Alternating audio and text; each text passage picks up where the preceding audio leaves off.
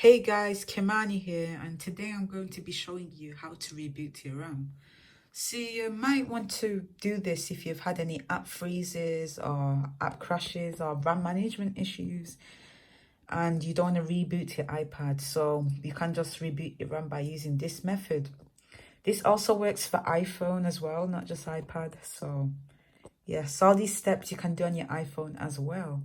So I'm going to use the App Store as an example. So let's open the App Store. Then I'm going to go back to the home page. So to do this, you're going to go to settings. Then you're going to go to accessibility. Then once you're in accessibility, you're going to press touch. Now after you press touch, you're going to go to assistive touch. Then to make sure to turn assistive touch on. And then you're going to get this little black window that you can float around and move around. So you're going to go back to the home screen. Let me move it to this side.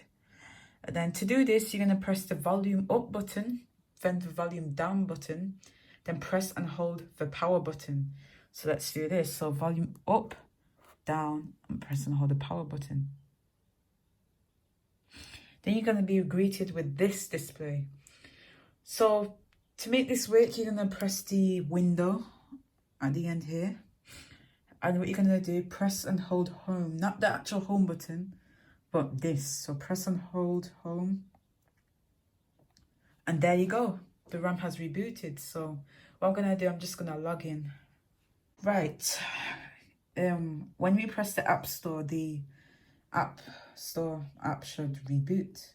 Let's see. As you can see, the App Store has rebooted. Anyway, thanks guys for watching. Make sure to leave a like and subscribe and comment if you're new. Give me some feedback and I'll always improve. And yeah, so stay tuned. I'll see you in the next video. Bye.